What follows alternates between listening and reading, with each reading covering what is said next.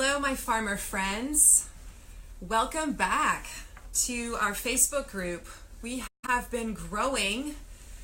Gosh, it seems like every day I add 3 or 4 people to the group. It's so exciting to see this tribe beginning to form around the topic of online marketing and getting better at messaging in the language of today, right? We all see it around us. The internet is the way people are engaging. And so I just am a huge believer in how we as farms need to embrace that and stop being intimidated by it and learn the tricks of the trade that are out there that are working for other businesses. And so I'm excited to kind of be your guide through this process. Every week it's fun to put together another topic and think about what you might need to learn next. So I really value your feedback. If you can share some comments, or some of you guys have been posting just randomly asking questions, and when you ask me questions, it helps me know what you are interested in learning about and kind of helps me get to know my customer avatar. So there's probably going to be a survey coming out soon to you guys to try and better figure out how I can tailor this group to your needs. So I am out here in Elmore, Ohio, which is just outside of Toledo. Today's topic is going to be all about the value ladder. And it is snowing out here right now, just a little bit. And it's freezing, which is why I'm wearing a wool sweater. It's really cold. And my Christmas tree is right here to my left. I don't know if you can see it, probably not. So the whole living room is in disarray, so I had to kind of move my usual filming spot to behind my desk. We'll see how this works out. I'm not used to sitting while I talk. So, a little bit of housekeeping before we get started. First of all, I just want to remind you that my style is to present the material, and then at the end I check and see if you have questions and comments, and then I comment at that point. And that's just because someday I think I'm going to take these training videos and put them on YouTube, and I want to be able to kind of cut the ends off so that the final product doesn't have all these random comments and questions. I also just want to mention that I am feeling a little under the weather. I have a cold cough thing, so I'm drinking a lot of water. So if I cough or have to sneeze all of a sudden or blow my nose, that is what's going on. So, and then finally, today I do have a freebie for you, which is going to hopefully help you work through this material over the next week. And it is at sharedlegacyfarms.com/ladder is where you can find that. This time I am going to make you give me your email address, because I know there are some people in the group who have been invited by other people, which is great. I want you to invite other people into the group, and I just approve you. But that means that I don't have your email address. I can't send you my 5 emails that have just really awesome content. They're just my best stuff, and I want to be able to give that to you, but I can't unless I have your email address. So if you download this freebie today at sharedlegacyfarms.com/ladder, you'll not only get the worksheet that will help you build a value ladder, but you'll also get subscribed to those emails. So I hope you can do that. All right, so let me refresh my page and we will get started with today's training and make sure that all is well and that you can see me. Here we are. All right, looks like I'm there. Okay, so today's training is going to be about the value ladder. Now, I had not heard of the value ladder until about 6 months ago when I read this book called .com Secrets by Russell Brunson. This is a really big online marketing guru that's out there. And in fact, this was what's called a tripwire. I'm going to teach you what a tripwire is in today's session. And this is an example of something that an online marketing business will use to get you in the habit of buying from them. So this was actually a free book. I had to pay shipping, but it was a goldmine of information. And a lot of the information is really well categorized, and it's just very sequential. It kind of walks you through the process and the logic. I do recommend this book as a good kind of starter book. I'm going to warn you though, once you give him your email, you're going to get bombarded with email messages from him, and he will really sell you hard on different things. So just be aware, you're going to get put in his funnel, and he knows how to work his funnel. But if you like to watch it in action, that might be a really good thing for you to find. So you can just Google that, .com secrets, and his landing page, sales page will come up for that book. But that's where I first heard about the ladder, the value ladder. And I remember reading about it. I was on the beach in the summer, and when I first saw it, I'm like, oh my gosh, all these light bulbs came on. It was almost like it connected a whole bunch of dots for me. I'd been studying online marketing, all these different concepts, and then this really, the value ladder kind of put it into place. It kind of gave me a missing piece that I hadn't thought through before. So I'm actually really excited to share it with you because I think it is one of the first fundamental things that you need to put together and learn about, kind of at the along with understanding who your target audience and customer is. So when we first started our CSA 10 years ago, we really struggled to find people to sign up. We didn't know anybody. We were new to the area, and we went around into people's houses and did like talks to family groups. It was really weird. Looking back though, it's not surprising why it was so hard to get people to join, because at the time I think it was priced at $375. It was around there. That's a lot of money to shell out, especially to a brand new farmer who hadn't farmed vegetables yet. I mean, he had with his family long ago, but this was our first year, so this was a risk for people to take. And they had no relationship with us, no knowledge of our name or who we were. So to ask someone to shell out that amount of money and not see their vegetables for 5 months, that's a big ask. And looking back and now knowing what I know about the funnel and the customer's stages of awareness, I realized that what we were missing was that low risk offer on the front end. We didn't have a way to warm people up to who we were. We just slammed them hard and went for the jugular with our big core flagship offer. And it's kind of like asking someone to jump out of an airplane. I mean, that's a really risky, scary thing to do. And we didn't even have testimonials. We didn't have people we could point to that said, hey, they love this. So finding customers for your CSA, really, if you want to do it well, you really have to honor the process of relationship building that needs to happen. And we've already talked about this in the prior episode about the funnel and how to be aware of the different stages of awareness for your customer. So you understand that traffic comes from all sources, right? It's coming from Facebook, it might be coming from Pinterest or Instagram or LinkedIn or from Google, from referrals, word of mouth, from the newspaper ad. Traffic's everywhere, but it's coming in and it's moving from these stages of a cold audience where they're just becoming aware of you, to a warm audience where they begin to dabble and start buying, and maybe they even buy your main core product, and then finally a hot audience where they are ready to be loyal to you. They want to buy everything you have. They want to talk about you all the time. And that is a process that takes time. It's a lot like a dating relationship where you you meet somebody that you like, and first you have to kind of figure out, how do I approach her? And then you have to figure out, let me ask, can I have your number? Right, that's step one. Can I have your number? You don't just jump right to, can we get married, right? So you ask, can I have your number? And then, hey, can we go out for coffee? And then maybe if that goes well, you say, hey, let's go out for dinner. And if that goes really well, then maybe you go out on a weekend getaway, or then maybe you're actually ready to get engaged. And then you go on date nights, right? There's a process in a normal, healthy relationship that people follow.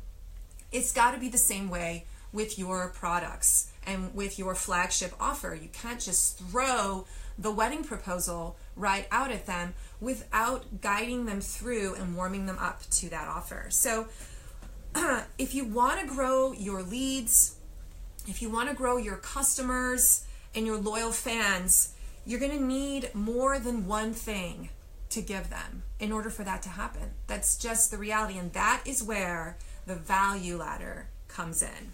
Okay, so I want to just walk you through here an example. This is not in the farming space, but the best example that I could think of for whatever reason was the dentist. Okay, we all go to the dentist at some point in our lives, right? I think many of us try to avoid the dentist, but let's say that you're a dentist and you You want to try and maximize your profits. You want to try and get as many customers to come as many times as possible and offer them as many products as possible so that you can have the greatest growth potential, right? So what are some of the different things that we think of a dentist offering? So the first one that comes to mind is, we go there when we have immediate pain, right? I have a toothache, I have a cavity.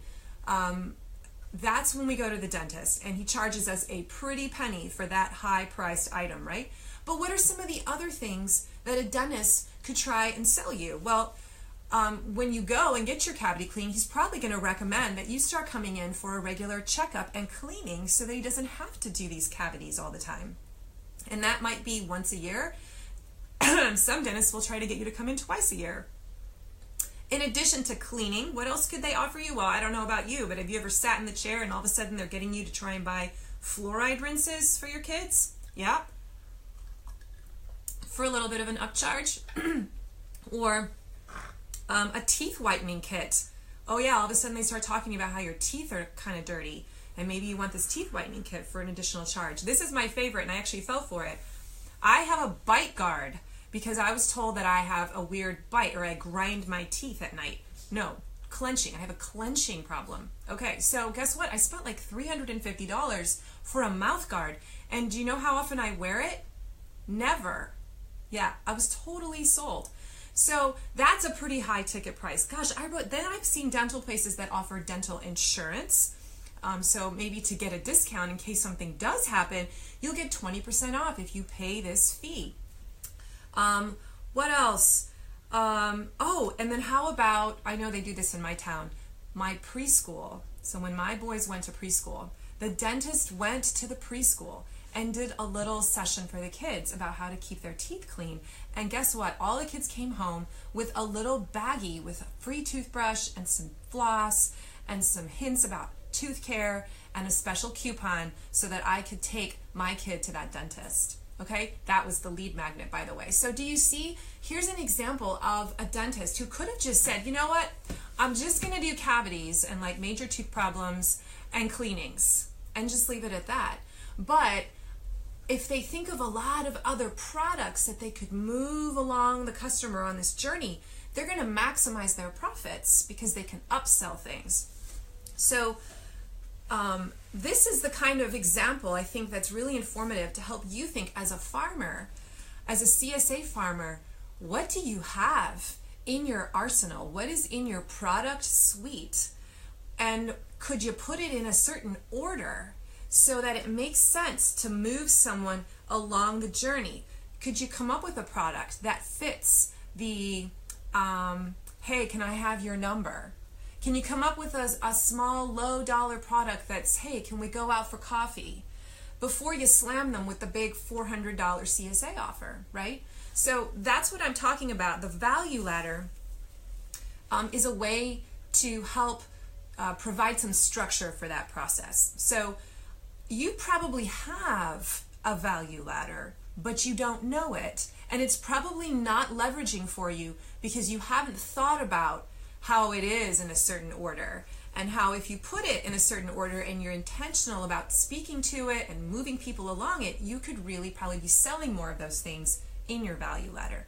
And there may be some things in your value ladder that aren't even there yet, where you have gaps in the journey that are stopping people from moving along faster. So we're going to talk about what the value ladder is and what it might look like for a farm and what the elements are in a value ladder.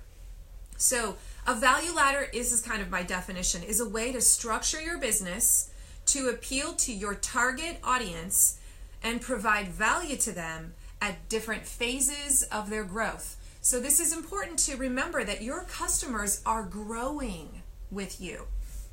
Now, the customers that I started, I think I only have like 3 customers that are still with me from the very first year. I have quite a few from the second and third year though. But those customers have aged with me through this process, and they have different needs than the people that are starting out brand new. I can't give them the same training materials or the same recipes or tips over and over again, or the same events. Like, okay, I've already done the canning tomato workshop. I want to learn something else, right? So we have to think about where people are in the journey and then kind of provide different things for them to move them along.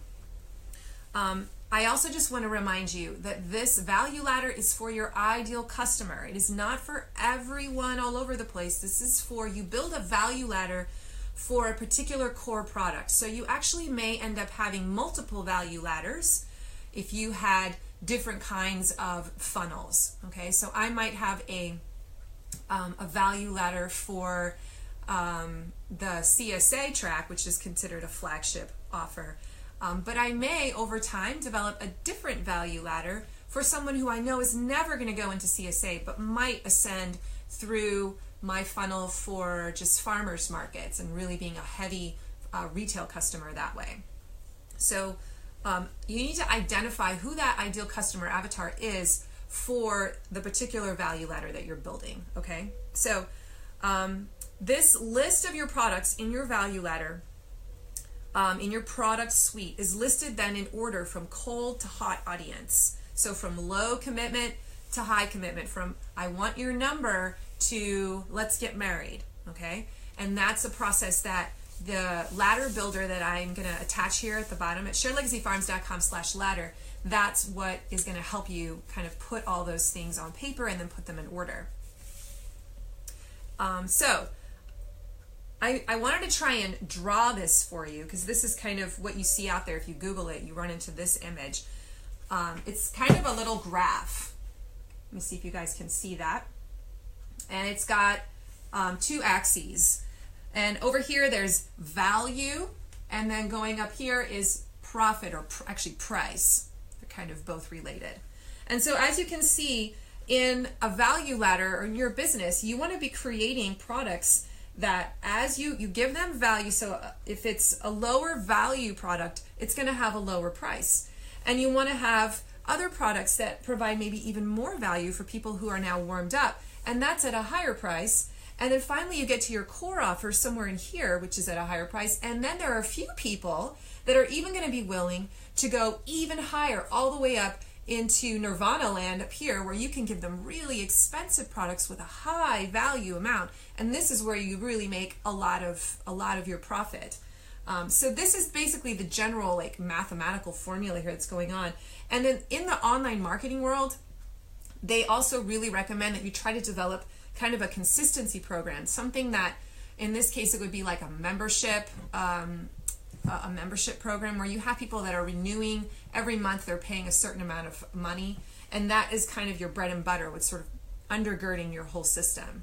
So I guess you could kind of see a CSA like that, but I consider the CSA more of my core flagship product because it's only around for 4 or 5 months of my year. Okay, but this is what it looks like. I also built a little Lego for you. Do you know how long this took me? Like, actually, it's not hard to build this, obviously, but I had to dig through my kids' drawer to find rectangular blocks of certain colors. They have so many Legos, it's ridiculous. Okay, so this is another way to look at it, that it's kind of a tier approach. So, you start down here, and there's a lot of people that will buy or will maybe opt in for the lead magnet that's free, and they get a low value. Then the price continues to go up, and fewer people take that. So you see that it gets fewer and fewer until you get all the way to the top where you have kind of the cream of the crop. So this is another way to think about that as well. All right. Now there are 5 categories in the value ladder. We've touched on a few of them. Some of them are a little bit new. And I currently do not have all of these in place in my value ladder. I'll be really upfront with you. But after reading this book and really thinking about it over the last fall season, I've been really trying to develop what could that be? What could those additional elements look like for my funnel or my value ladder? So the first element at the bottom, let me get my prop back out. So at the bottom of the ascension ladder, where everyone starts, is the lead magnet. And we've talked about this before. The goal of the lead magnet is to get the email, get the lead, get the phone number, whatever that looks like for you. Get the lead, get their contact information. It's kind of like in the relationship world, this is the, can I have your number? okay? You just want to make introductory contact. And in return for that number or that email, you are going to give them something for free that is specific and that has value. So much value that they're willing to trade their email for it. So it could be some kind of a shortcut. It could be a template. It could be a PDF cheat sheet. It could be a guide. It could be a coupon. It could be a list of, I don't know, resources.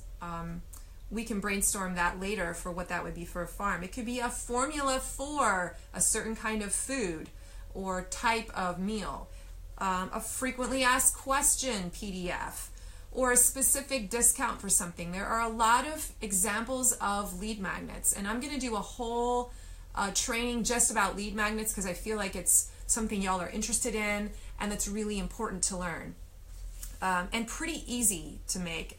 And the lead magnet's purpose is really to continue to build your audience at the bottom of the funnel so that you don't run out of prospects that you can be coaching to conversions. Okay, so that's at the bottom. That's the first part of the value ladder. You want to try and find a product that would fit that category of being a lead magnet for your core offer. The second part, phase 2, is the initial offer, also known as a tripwire in the online marketing space. A tripwire, you trip over it. And this is usually a low dollar product that still offers quite a bit of value. And I like to think of it as a loss leader sometimes too. So you may lose money, like you may lose money on it. It may be something that has more value and you're offering it at a severely discounted rate. But here's the goal of the tripwire. The tripwire's purpose is, well, in the relationship metaphor, it's want to go out for coffee. It's meant to change the relationship from just, hey, I met you, I kind of know you, to get them to do something. You want them to buy. So even if it only costs $1 or $5, usually the range is under $10. The very act of purchasing something from you changes the relationship to, I am now investing in you.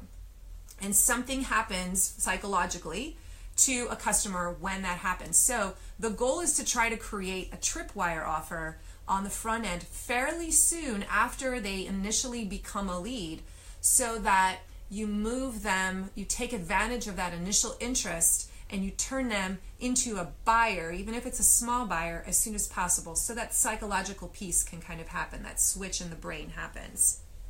Okay, and we'll go through some examples in another video of what the tripwire might look like, but it's usually a lower dollar offer, and it usually has it complements the main offer in some way, right? You don't want to be selling cufflinks, for $2 and then, eventually offer them a CSA box that has does nothing to do with it. So you want to try and think of something that would help or benefit and be the next step to help them want to go into that next offer. Okay, so step 1 is the lead magnet. Step 2 is the tripwire. Step 3 is the core offer itself. So as I said earlier, before you build your value ladder, you need to get really clear about what is my core offer? What is the thing that I think my customer wants? So that if I can move them from the before to the after state, it will be with this core offer. That's the whole point. I want to get them to the core offer. And if they never go any farther than that, I'll be a little bummed, but that's the ultimate goal. So you need to know what it is that main offer is, and everything kind of spirals around that.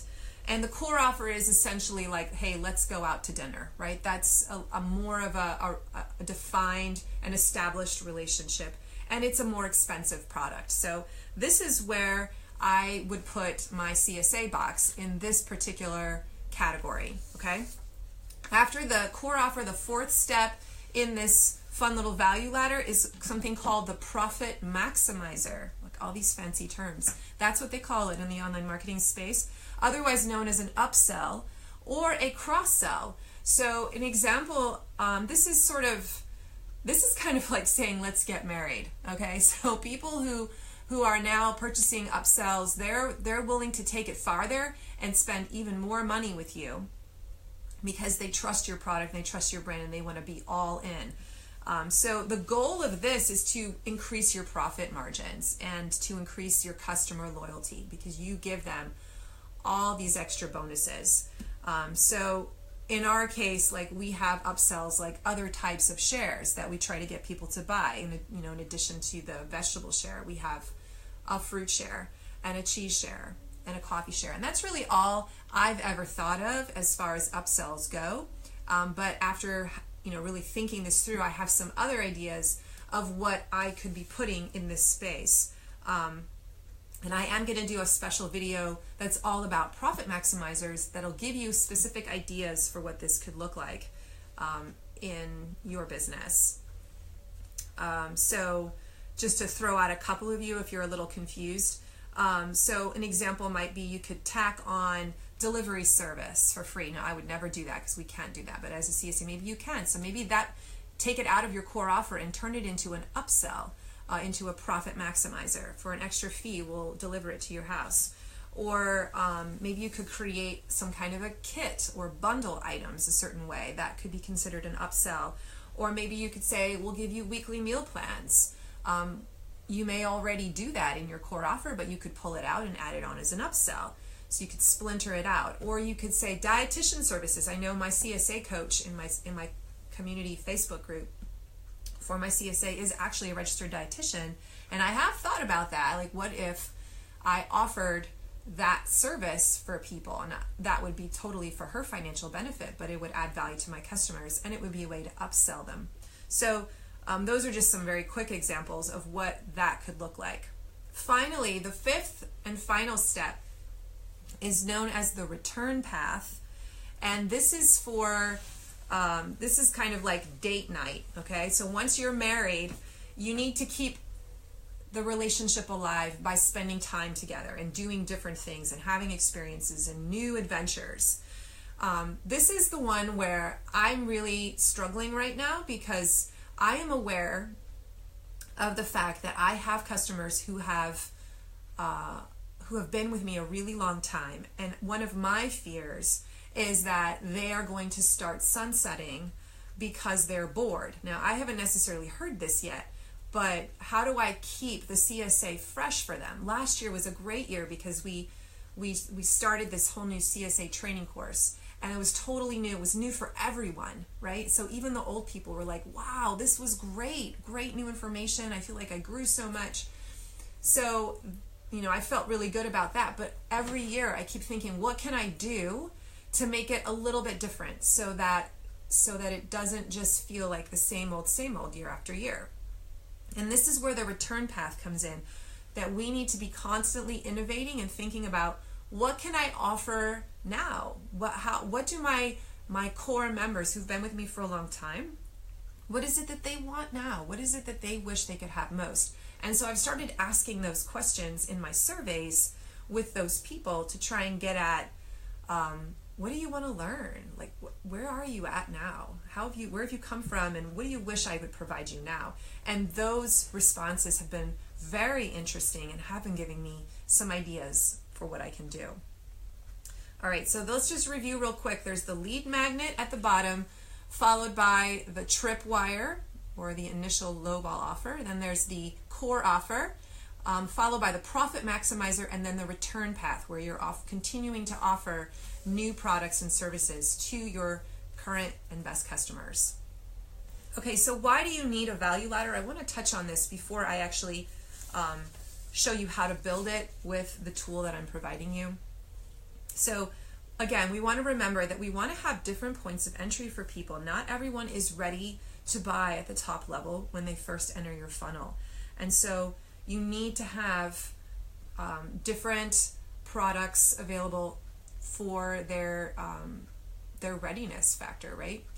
Second of all, what the value ladder does, what it's done for me, is it's really clarified things. But I think about a customer, it kind of clarifies the journey for the customer too. If they know what the next step is, and this is where they're to go next, it just makes everything a lot simpler for them. So If they can see the path to follow, a lot of them will follow it. If you don't know where you want to take them, you will never take them there. Okay, so really clearing up the confusion, it guides your best customers to their ultimate desired state. It also will give you a competitive edge because it's going to ensure over time, this is going to take time to build, but in a few years, you are going to have all kinds of products and services to move your clients through so that they grow with you and they become loyal to you. And there will be other farms that will not be doing this, and that will be an edge that you will have. A value ladder also definitely increases customer loyalty because as you continue to have a next step and a next step and a return path, now buy this, you give them ways to continue to support you because they want to buy from you. If you keep giving them those things, then it builds loyalty for them and they become brand ambassadors for you, and then you almost don't even have to market because they do it for you. It also increases the lifetime customer value, obviously, right? So the more frequently your customers buy and the higher price point they're buying, the more profit that also means for you. So these are things that businesses, really successful businesses, have put in place in order to maximize the customer journey because they want their customer to grow. Happy customers means happy business owners, right? But it also obviously benefits us because it maximizes our profits. Most businesses, so here's kind of the downside, and I sort of fall into this a little bit too. Most businesses tend to major in just one area of the value ladder. And if that's you, if it's just your core offer, don't feel bad because I'm kind of there too. I have a lead magnet, so I feel good about that. I have a lead magnet this year. But I pretty much have a lead magnet and then a core offer. And then I have some upsells that aren't really super profit maximizing, to be honest. But I don't have a really filled out value ladder. And a strong business will have a value ladder that has services on the front end and on the back end and a process for moving people through it. So that is the goal of the value ladder tool. It's to engineer this ladder so that we can know what it is, know the path that we want to move people along in the first place. And then we can build the email sequences and the sales pages and the lead magnets and the Facebook ads to make them follow the path. But first you have to know the path, right? You need to know who your customer is and you need to understand how they move on a journey, but then you actually have to figure out what are the products that I can provide them that are going to give them value, that are going to move them from this, beginning state to their desired state where they want to be. That's what the value ladder does. I do want to just say that building the value ladder takes time. So don't beat yourself up if you're listening to this and saying, "Oh my God, I have one thing." So did I, and I don't have all the other pieces. I would just recommend, hey, pick one thing that you can make. I would recommend the lead magnet. If that's all you make this year and add to your value ladder, great. And then next year, figure out something else that you can put in there. So go easy on yourselves. Just try to make sure that the goal for us is to have something to offer for each stage of the journey, for each step in the value ladder for our customer, okay? So how do you build this ladder? Well, I want you to download the Value Ladder Builder that I have made for you, and you can get that at sharedlegacyfarms.com/ladder. Where do I have it? It's right here. Okay, so it's 3 pages. It actually starts like this. It's kind of a boring big gray box on the front. And the first thing that you need to do is you need to list all the products that you currently have in your business. Now, I don't want you to sit there and write down, I have eggplant, I have cilantro, I have strawberries, I have apples, I have pumpkins. No, that's not what I mean. So what are the categories of products that you have? So all those vegetables, do you sell them as a CSA box? Okay, write CSA. Maybe you have a 6-month CSA, maybe you have a 18-week CSA, maybe you have a spring CSA and a fall CSA too. Those are each individual products that you would list on the value ladder, okay? Maybe you have a retail farmer's market, okay? So customers that just come and buy every now and then from you. That's a type of product, the retail product. Maybe you have a program where people can pay you $50 and then they show up at the market and buy whatever they want and buy it down, and then when it runs out they recharge their card for $50 more. Maybe that would be a type of core offer or product that you might have. Maybe you offer honey and maple syrup, or maybe you have a different type of offshoot share or a fall storage share. I want you to write down all the different things. Maybe you do chef dinners on the farm or field trips. Just write it all down. What are all your sources of income and profit that you currently use on the farm? Okay, that's kind of step one, just getting it all out onto a Google Doc or onto this piece of paper, okay? Then I want you to put them in order from cold to hot traffic. So this is where you have to try to identify, where does this fall? Is this a product that someone gets early on that they might be comfortable buying when they just get to know me? Or is this something that requires a more established relationship with me? Or is this something that they would only buy once they've bought something from me for a while? Okay, so that will help you kind of figure out whether it could fall into the profit maximizer category or the lead magnet or the upsell or the core offer. Okay, so just kind of place it on the ladder from cold to hot. And then I want you to just notice the gaps that you have, because you're going to see that some, like when I did this, there were a whole bunch that were clumping around one particular area. Okay, so you'll see, oh wow, I'm really strong in lead magnets, or gosh, it seems like I have a lot of core offers, but I don't have ways into them. So this is going to help you see what's missing and why your funnels maybe aren't working as well as they could be, why they're not optimized, because you don't have a pathway in at a certain important stage in the customer journey. Okay? And then after you identify those gaps, then you can kind of start brainstorming ideas for developing a product that might serve you well. Now, this could get overwhelming. You could feel like, oh my gosh, I have so many core products. I would really recommend for the first year that you just pick one. Maybe it is your CSA, okay?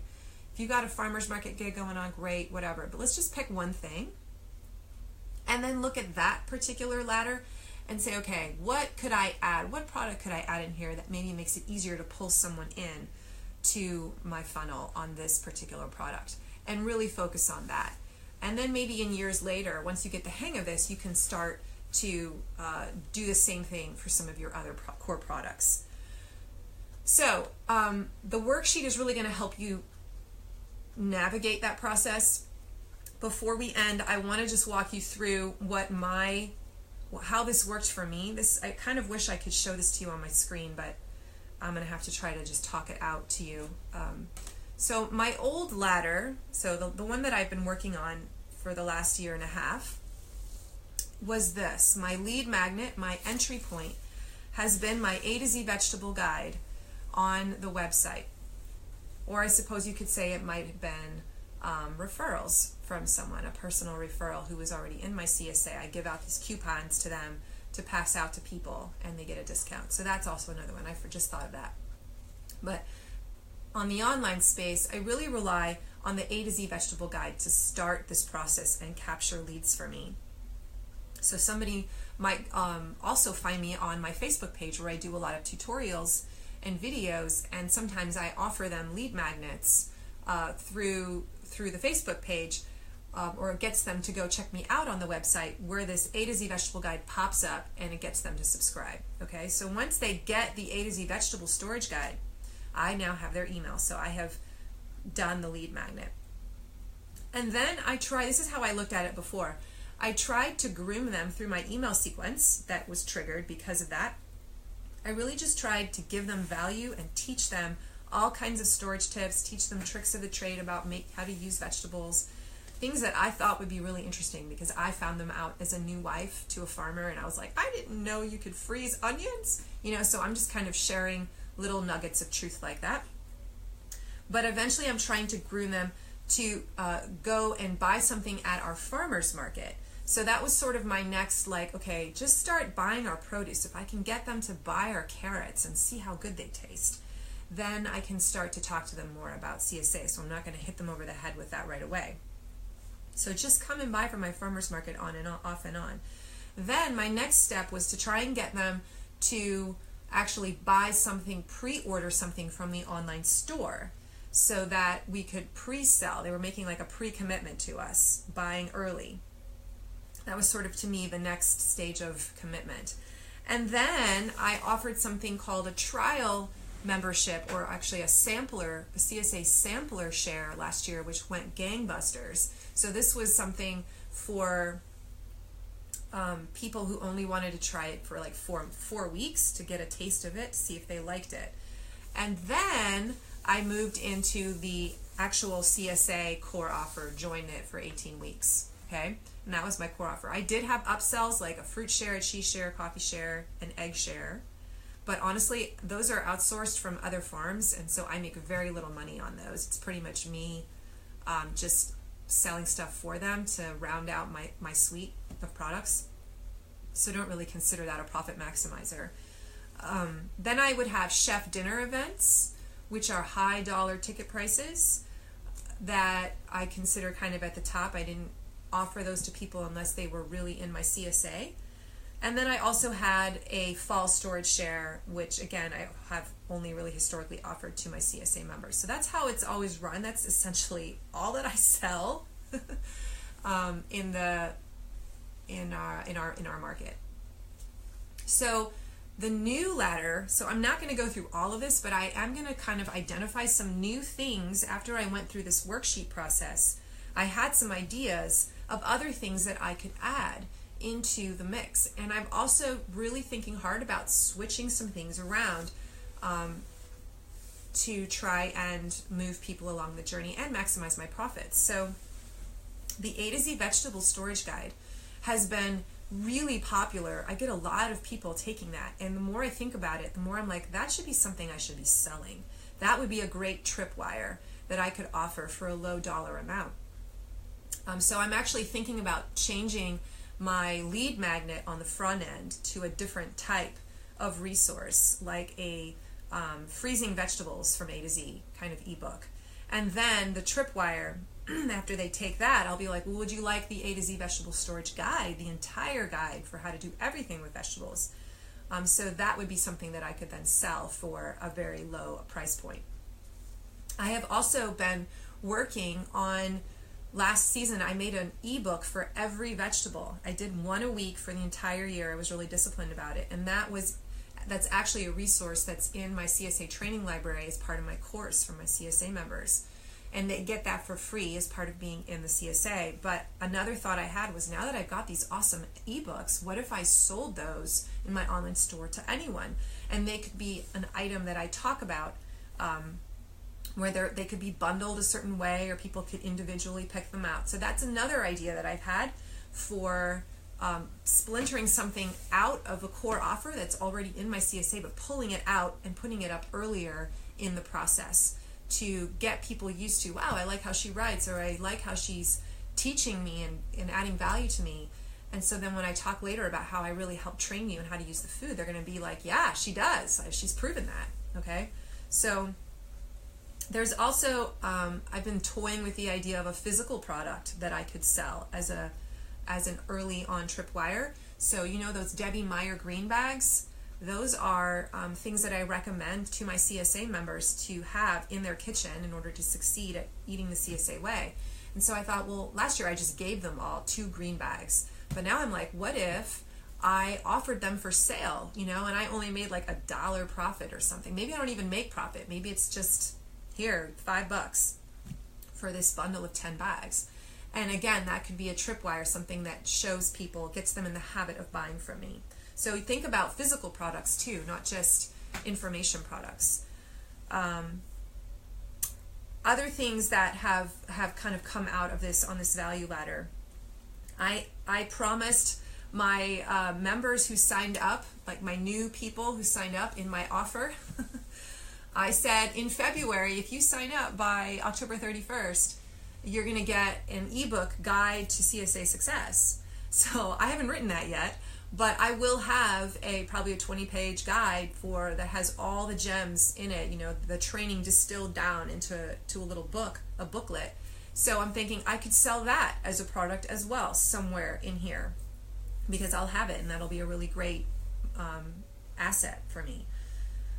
And as I grow my branding here as someone who teaches people how to use the food, another thought that I've had is that I could just offer a membership into my membership site, my training program. So this CSA training program, maybe I don't call it the CSA training program, maybe it's just a course for teaching people how to eat seasonally, because you don't have to be in a CSA to benefit from the content that's in there. I mean, I teach vegetable exit strategies and storage tips and all kinds of different stuff in there. So what if I called it something else, and I could have customers who are, who aren't in the CSA yet, maybe they just buy a membership into the training course that gets them access to my private Facebook group, where my CSA members are too, where they can be learning there, but also accessing the pre-recorded videos and course and documents and assets in the membership library, right? So that could be another thing that I could sell them. Do you see how this works? So if you just sit down and think about what have I already made, or what could I easily make that's already kind of half done, and flesh it out a little more, and then stick that into my product suite. I have a couple more examples. Last year we had a couple of big chef dinners on our farm, and then we had one of the top chefs in Toledo approached us and said, I would love to offer a table at your farm more frequently, where I essentially, it would be through him, through the restaurant, people would call and book it, and it would be a table at Shared Legacy Farms. And so he actually came out with 2 of his sous chefs, so just 3 guys, and we had a private dinner for 8 people with myself and my husband under the eaves, the lean-to, looking out at our fields. And he got there at like 2 p.m., started prepping and making the meal, and the people showed up at 6, and they stayed until like 9. And the chef made a lot of money because he charged like $200 a person for this ticket. So actually it was more than that. And we got, a 30% cut of that, and we got a free meal. So he wants to do those much more frequently now. And I'm like, that would be awesome. So to me, that's a type of offer that I would put way down as a profit maximizer in the funnel, because that's only for my top of the line customers that really have, the money, who are really loyal and want to have, that special time with the farmer. That's actually what they're paying for, because they go to this guy's restaurant all the time, but they want to be able to rub shoulders with Farmer Kurt and me for a whole 3 hours and not have other people at the farm to table dinner there distracting us, but it's just them, and they have my ear, and they're willing to pay for that. So we're going to offer more of those next year too, and that's going to be in my funnel as well. So those are just some examples of how I'm thinking through my value ladder and how I can put it into my funnel. It's not all set in stone, but I wanted to give you some ideas to get your mind churning. So when you go through that worksheet, you're not just like, I have no idea. So questions to ask yourself as you work on this, and then we're done. How could you be more hands-on? So think through these questions as you're trying to figure out additional products to add to your value ladder. How could you offer more personal attention? So maybe you develop a private Facebook group. That's a great way to give a lot more attention to your tribe. Or you have a particular training where maybe it's even a one-on-one canning class. You have a couple people that really want to learn how to can tomatoes with the not the water bath, but the pressure canner. Okay, and I have people who have asked me, could I just come over when you do it and watch you, because I'm afraid. So I'm like, oh, that's an idea where I could charge people, a special 3 hours with Farmer Corinna where we together do this. So personal attention, but also teaching a skill. Could you splinter something off of something that you're already selling? So if you have a piece that's already in your core CSA offer, maybe take that out and offer it on the front end or on the back end. Could you offer some kind of a live event or some kind of a training? And I wanted to bring this up, the whole chef dinner thing. That idea partly came out of some research that we did with our customers, where the ones that have been with us for a long time, where we sensed they were telling us what they wanted from us was access to us, right? So they weren't looking for a product. They weren't looking for another type of vegetable bundle. they wanted was special access to us. And I think that's partly because our brand has grown so much in Toledo that we're not celebrities by any means, but we do have a little bit of wow factor. I have people telling me all the time we live right along the bike path in town, and I have people sometimes tell me that I saw you out there, I was on the bike path and I saw you and I just felt like, oh my gosh, it's Corinna, I see her on Facebook all the time. Okay, so there's a little bit of that going on. And so I think when people have been with us for a long time and they want to have that special moment where it's just you and me, where I feel like you're giving me undivided attention. And that's what kind of clicked when we thought about these farm dinners. I'm like, well, that would be meeting this special access need that some of these advanced customers have. How can we stroke that ego, right? That status piece that they have. And then finally, just ask your customers what they want. So surveys are really powerful here. With a well-worded question, you can figure out how it is that they want to grow next. What is it that they want to learn next? What is it that they want from you next? What are the pain points that still haven't been solved? And that will guide you in figuring out a new product or a new ebook or a new cheat sheet or a new template that you can make for them that can essentially become a lead magnet or a tripwire for you. Okay, so that's all that I got. The formula for a highly converting lead magnet is our next training, which will be next week, because I know a lot of you have been asking me about lead magnets. I'm going to also pop in and do a real short segment about the ideal customer avatar and how to use a couple of tools to help you get inside the head of your ideal customer avatar. So I'll do that training in a few days as well, because I feel like some of you missed that one earlier on when I started this group, and I want to make sure that you get that again in a new format. I have a new tool that I use now that is much better, and so I'm going to share that with you in that training. So stay tuned for next week. Please share in the comments any questions that you have. I'm going to take a look and see if there's anything here before I sign off. And I also want to encourage you to invite other people into this group. I will get their emails through lead magnets somehow, so it's okay if they don't come in through the other way. So let's see. Does anyone have any questions?